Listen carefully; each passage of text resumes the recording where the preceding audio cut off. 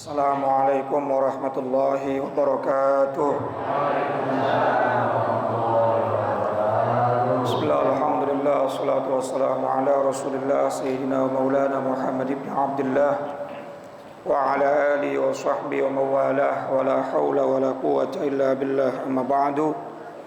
Yang saya hormati guru-guru kita, Kiai Haji Dr. Andes Muhammad Ja'far, Kiai Haji Ahmad Habibi Abdul Rashid Ramli, Kiai Haji Farah Furqan Mukarrabin Yusuf. Kita doakan beliau semua sehat afiat, panjang umur, dan ilmunya manfaat buat kita semuanya, amin. Pengurus Majelis Ta'lim Ukhuwah Islamiyah Bapak Haji Basroin dan Ustaz Haji Muhammad Tahir, pengurus Masjid Baitur Rahman Bapak Ustaz Khalik Mawardi, dan para jamaah sekalian, bapak-bapak, ibu-ibu, dan saudara-saudaraku yang mudah-mudahan dimuliakan Allah Subhanahu wa taala. Tanpa berpanjang kalam, kita lanjutkan kembali pembahasan kitab kita. Namun kembali kita baca suratul Fatihah. Mudah-mudahan semua ilmu yang kita kaji pada kesempatan pagi hari ini menjadi ilmu yang bermanfaat fid dini wad dunya wal akhirah. Al-Fatihah bil qabul wa ila hadratir Rasul. على هذه النية وعلى كل نية صالحة وعلى من نوى السلف الصالح وإلى حضرة النبي المصطفى سيدنا وحبيبنا وشفيعنا ومولانا محمد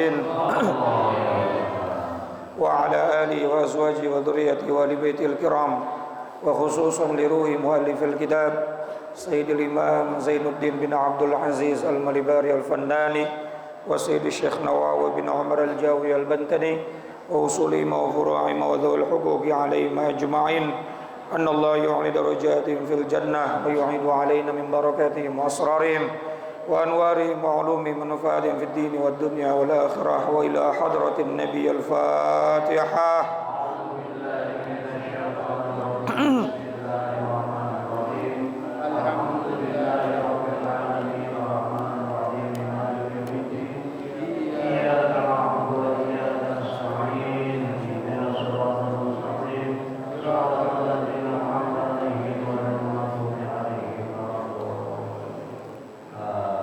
Bismillahirrahmanirrahim. Qala al-musannif rahimahullahu ta'ala wa nafa'na bi'ulumihi wa amadna bi asrari fid dharain, amin. 87. Wa syu'batur rabi'atu was sab'un, cabang iman yang ke-74, al-jud, yaitu memiliki sifat pemurah. Aisakha, yakni sifat dermawan. Wa huwa sarful mali, dermawan itu adalah sarful mali, menyalurkan harta, fi ma yahmaduhu asy-syar'u, dalam perkara yang dipuji oleh syariat. Menyalurkan harta dalam perkara yang dipuji oleh syariat. Jadi dermawan itu bukan asal royal, tapi royalnya dalam urusan-urusan yang dipuji oleh syariat. Dia mah dermawan, kalau ada dangdutan dia semua yang nanggung, kagak. Jadi dermawannya bukan sesuatu yang dipuji oleh syariat, itu namanya. Nah, orang itu disebutkan sakha atau dermawan yang sangat dicintai oleh Allah, sangat dicintai oleh Rasulullah, adalah ketika dia menyalurkan hartanya dalam urusan-urusan yang dipuji oleh syariat. Berarti kalau dia mengeluarkan hartanya bukan untuk sesuatu yang memang dipuji dalam urusan syariat, meskipun miliaran, bukan termasuk orang dermawan. Paham nggak sampai sini, Pak? Ya.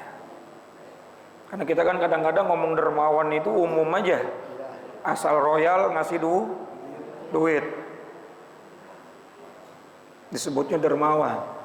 Padahal apa yang dikeluarkannya bahkan perbuatan yang dilarang.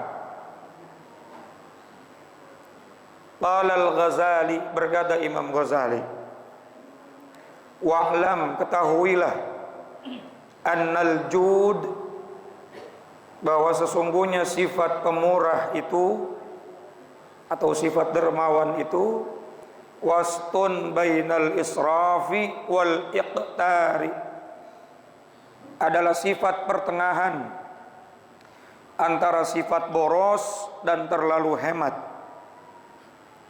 Wa bainal basti wal qabdi, dan antara sifat melapangkan atau sifat yang terlalu lapang, terlalu gampang untuk memberi, wal qabdi, dan sifat yang terlalu menyempitkan atau terlalu irit, terlalu pelit.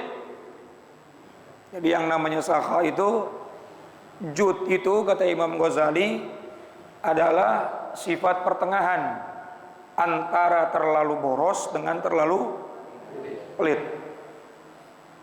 Punya uang 100.000, enggak dianjurkan 100.000 semuanya disodakohin Pak, enggak. Karena kita juga punya kehidupan. Betul nggak? Apalagi yang sudah memiliki orang yang wajib untuk dinafkahi. Nah, makanya Imam Ghazali sendiri orang yang Masya Allah terkenal dengan ulama yang menggabungkan antara fikih dengan tasawuf. Beliau katakan yang namanya dermawan itu pertengahan, tidak terlalu boros dalam memberi dan juga tidak terlalu pelit dalam memberi. Terlalu pelit juga enggak. Duitnya ada 10 juta, kotak amal 2.000, baik. Makanya dulu Nabi pernah ditanya tuh, diabadikan dalam Al-Quran surat Al-Baqarah di juz 2 pertengahan. Yas'alunaka madza yunfikun. Ketika mereka bertanya kepada engkau wahai Muhammad, madza yunfikun, bagaimana caranya berinfak? Qul ma anfaqtum, maka katakanlah wahai Muhammad, apa-apa yang diinfakkan itu adalah min khairin, sesuatu yang terbaik atau sesuatu yang baik. Kalimat baik ini berarti menurut kita berharga. Ya bisa jadi 2.000 itu berharga bagi orang yang duitnya cuma 10. Betul nggak?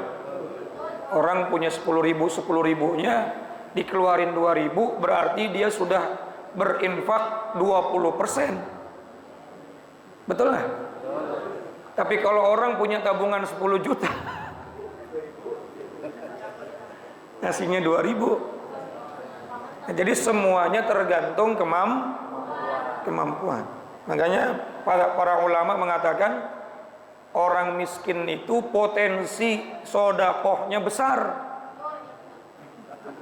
Kenceng amat ngomong.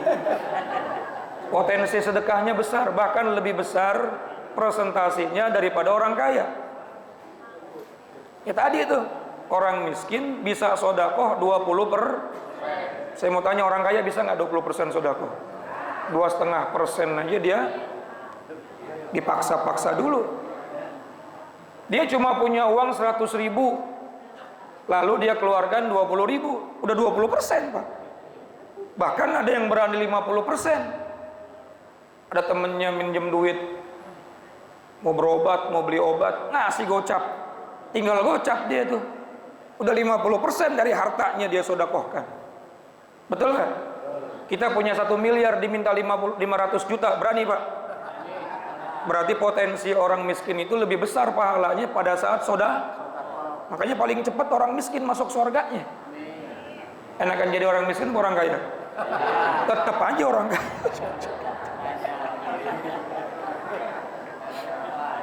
Ada doa yang selalu diucapkan Nabi dan gak pernah saya dengar kiai, ustadz termasuk saya baca doa tersebut. Allahumma ahyini miskinan. Nabi itu berdoa begitu Pak. Ya Allah, hidupkanlah aku dalam kondisi wa amitni miskinan, dan matikan aku dalam keadaan wahsyurni yaumal qiyamah fi zumratil masakin, dan kumpulkanlah aku nanti pada hari kiamat dalam kumpulannya orang-orang. Ada yang berani Pak baca doa itu? Masya Allah. Nah, jadi intinya ketiga apa yang kita keluarkan itu minimal ukurannya ukuran yang terbaik dari ukuran kita, bukan ukuran orang. 1 juta bagi orang yang punya 10 juta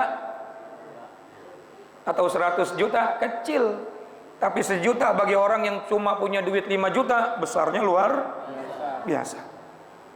2.000 bagi orang yang punya 1 juta nggak ada apa-apanya, tapi 2.000 bagi orang yang punya uang 20.000 juga lumayan besar, 10% namanya. Jadi hitunglah diri kita sendiri saat kita akan bersedekah. Tapi ingat, apa yang pertama kata Allah, lil walidain, pertama kali yang kamu perhatikan orang tuamu. Setelah kewajiban nafkah istri dan anak terpenuhi, ada kelebihan, maka berikan kepada siapa? Orang tua. Setelah itu wal aqrabin, kerabat terdekat. Saudara, ini kadang-kadang ade udah WA, udah telepon, mau minjem duit, pura-pura budeg. Tapi giliran temen jauh WA langsung dibales, nomor rekening kirimin, gitu. Setelah itu baru wal yatama wal masakin, anak yatim dan fakir miskin. Imam Abdullah bin Alawi al-Haddad berkata, Pak, la sadaqah liman la tertib fi sadaqah. Enggak termasuk sedekah bagi orang yang tidak tertib dalam urutan sedekah. Maksudnya orang tuanya susah, dia pura-pura nggak tahu. Kerabatnya susah, dia pura-pura, ya tiba-tiba dia ngasih yang jauh, maka nggak dihitung. Jadi yang pertama, dermawan itu tengah-tengah antara boros dan terlalu pelit. Jangan juga terlalu menjulurkan tangan. Wala tabsutha kullal basti. Allah dalam Al-Quran berfirman tuh, jangan terlalu menjulurkan artinya jangan terlalu boros, biar tekor asal kesohor. Ya, saya 20 juta ulang nyengir. Ya bagus niatnya, cakep, tapi lihat kemampuan juga, lihat siapa juga yang wajib kita nafkahi yang di rumah. Nah itu kata Imam Ghazali itu, pertengahan antara terlalu boros dengan terlalu pelit. Dan kemampuan itu yang tahu cuma orangnya masing. Kita nggak bisa nilai itu. Dia cuma ngasih segini, pelit amat, uangnya kan banyak. Kata siapa? Ente emang tahu? Kadang-kadang kita itu selalu monten orang, tapi nggak pernah monten diri sendiri. Betul nggak? Tahu monten nggak, Pak? Bahasa anak Warakas kan diponten gitu ya. Orang dinilai mulu sama orang, sama kita, tapi kita sendiri nggak pernah nilai diri kita sendiri. Nah, termasuk nanti kalau Jumatan, ya, kita nilai diri kita sendiri. Yang mau kita keluarin itu minimal jangan sesuatu yang buruk, ya. Wala yakfi ayyafa'ala dzalika wa huwa ayyaqdira badlahu wa imsaku biqadril wajib. Dan sifat dermawan yaitu seseorang bisa mengukur kapan ia mendermakan hartanya dan kapan ia menahannya. Jadi dia bisa mengukur sendiri itu, kapan dia bisa ngeluarin, kapan juga dia kagak kan kondisi orang yang tahu dia sendiri, kebutuhannya yang tahu dia sendiri, yang paham dia sendiri. Biarin orang mau bilang kita pelit, orang kita juga nggak punya, betul. Tapi juga jangan begitu-begitu mulu, dari zaman kuda begitu mulu. Segitu aja nggak ada peningkatan gitu. Jadi intinya apapun yang kita keluarkan pertengahan antara terlalu boros dengan terlalu pelit, dan yang bisa mengukur itu adalah diri kita sendiri. Wala yakfi ayyafa'ala dzalika bijawarih ma lam yakun qalbu thayyiban. Dan tidak mencukupi seseorang melakukan hal-hal yang seperti tadi, mendermakan hartanya hanya dengan anggota tubuhnya saja, selama tidak ada pada hatinya rasa senang dengan perbuatan tersebut, serta tidak ada penentangan pada hatinya dalam tindakan tersebut. Artinya kita nggak cukup dikatakan sedekah kalau cuma kita ngasih tapi hati kita nggak nggak senang dengan perbuatan itu. Masya Allah. Makanya Allah berfirman dalam Al-Quran, la tubtilu sadaqatikum bil manni wal adha. Jangan kamu hancurkan pahala sedekah kamu dengan kamu ungkit-ungkit, wal adha, dan kamu sakiti orang yang kamu beri. Berarti pada saat dia memberi, dia nggak seneng. Pada saat dia memberi, dia terpaksa. Pada saat dia memberi, bahkan dengan membenci. Masya Allah, saya punya guru, Pak. Itu kalau mau lebaran, kalau dia nggak dapat uang baru, uang lamanya digosok. Uang cepean, gocapan digosok.